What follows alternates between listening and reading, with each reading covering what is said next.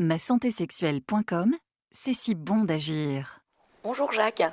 Voilà, j'aimerais que tous les deux on aborde la question du premier rendez-vous, parce que c'est vrai que c'est souvent une question en consultation qui peut être des fois délicate, et les gens des fois ont besoin d'un peu de coaching. Et donc, est-ce que vous pouvez un peu m'éclairer sur les conseils qu'on pourrait donner à une personne qui va au premier rendez-vous? Alors je pense qu'avant avant d'aller au premier rendez-vous, l'essentiel est de se mettre dans un état de confiance, si je puis dire. Et à mon avis, l'un des meilleurs moyens est de se ménager une porte de sortie et de ménager une porte de sortie également honorable à la personne avec qui on a rendez-vous. Et donc mon conseil serait de ne pas s'engager à ni un souper ni quoi que ce soit, mais simplement de dire qu'on a peu de temps et qu'on va se contenter de boire un café ou une bière, peu importe, mais vraiment de pouvoir dire à la personne que malheureusement on ne pourra pas rester longtemps. Parce qu'il est toujours plus facile de dire à quelqu'un, bah, en fait ce qui était prévu a été annulé, plutôt que de dire à quelqu'un, finalement vous ne me plaisez pas et je voudrais qu'on en reste là. Donc ça va apporter de l'aisance, de la fluidité précisément dans ce premier entretien, puisqu'on se sent libre de partir ou de laisser partir l'autre.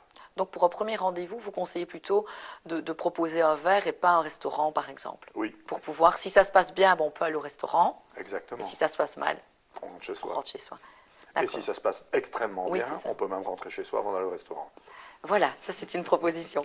Et s'il se passe effectivement mal, parce que c'est vrai que j'ai des fois des femmes qui sont un peu mal à l'aise en disant, oh là là, la personne qui est devant moi, ce qu'il raconte ne m'intéresse pas et je vois qu'il n'y a pas d'accroche, quelle est la porte de sortie en fait à ce moment-là?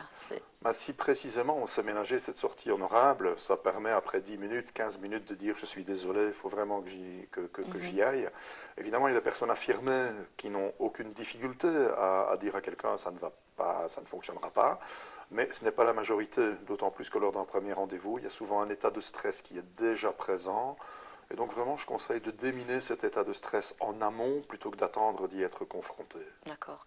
Et juste peut-être une petite dernière question. Lorsqu'on va comme ça au premier rendez-vous, est-ce qu'il y a, je vais dire, une ligne de conduite à avoir par rapport aux premières questions à poser? Parce que est-ce qu'il y a justement des choses à éviter, ne pas tout de suite peut-être parler de quelque chose de trop privé, ou est-ce qu'il y a un peu un conseil à donner par rapport, j'arrive, quelle question, enfin, par quoi est-ce que je commence?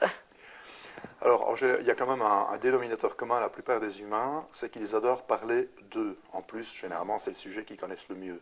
Donc, je pense que vraiment, le sujet de conversation le plus aisé va consister à parler de la personne, c'est-à-dire à l'inviter à parler d'elle, plutôt que soit de parler de l'autre. Ceci étant dit, un petit compliment, s'il est honnête, met toujours à l'aise. Donc effectivement, si on est un homme, complimenter la dame avec qui on a rendez-vous sur son parfum, sur sa coiffure, sur ses vêtements, peut être adéquat, sauf si on trouve évidemment que son parfum, ses vêtements et sa coiffure nous déplaisent fortement, auquel cas il vaut mieux éviter de mentir. C'est ça. Merci. Je vous en prie.